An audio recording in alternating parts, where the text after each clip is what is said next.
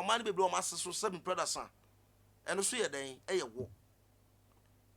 be man e kro mo ne ye den e wo awo denam enti se wo ba no se wonnim me mama experience no ma bi nne be ma bi no dana hu so ase aka o se pe fa wadwene oyo wo wakaw diabolo wakaw white be ba so empa so da de bia wase pie me kwadwo na me ka kire wo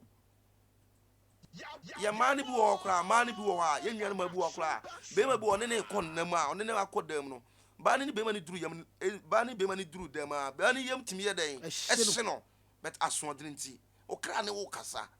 but wadne ma wo de yen o ho so sa na o be ma bi wo ho a o timi ne ba akodam at once na o be ma ye den adwodwo katachie twa ho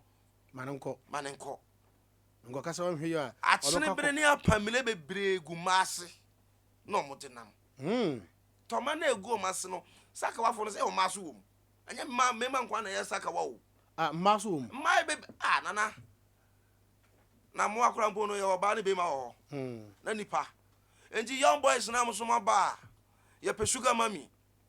ye pe baby a chinchin so we do asem ne da kro betima hweme obeton tade a hyeme bro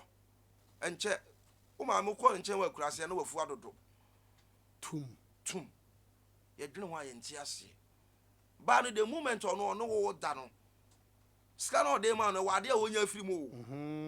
na nka do mpe na kuchin ko pekna man da bi ye o manu bi mu wo Ghana ha otimi hia be ma sene pese wo krachi we mani je ho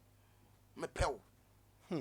wan ka so asembo obeya mu wo so pew no obeya mu wo hu another so be fall say the gate man and as other so be fall say as just for boyfriend we a taxi driver so ya bra be family taxi driver for no I helped me the taxi when he bia wutie me pe odi abafa to kam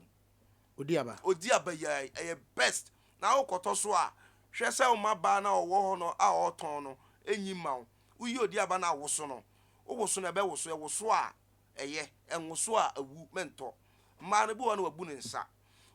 no oyi odi aba na ma wa tumi na e wa no no ye den adwudwo odi aba no the moment na okoto no tumi wo odi aba na ankasa na ekura no wonfa ma asofo bi anhyira so o makofa afuru ro ma ba na ankasa tumi ye den ewom taxi driver pe odi aba de bi pe odi aba fa to kam ba bia wo be hye nipa nye den enhu so obi kura du bone obi kura ni bone o ka ontime mforo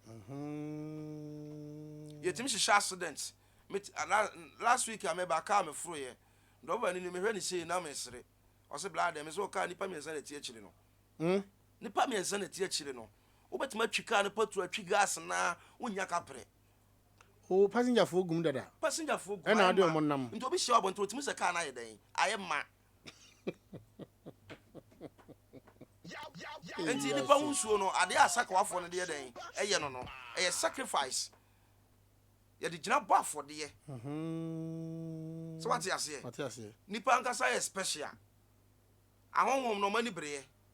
dem pese ne mani party ase no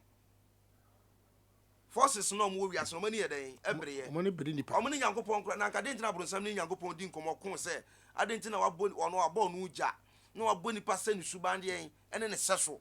enti fiti odoma nkoma ba ade ye ena forces ase man ani ye den ebreye enye nnade bronsam na ni hyase ebre nipa fiti odoma nkoma ye den ebo ade ebi se nipa de nyame hyeda boy special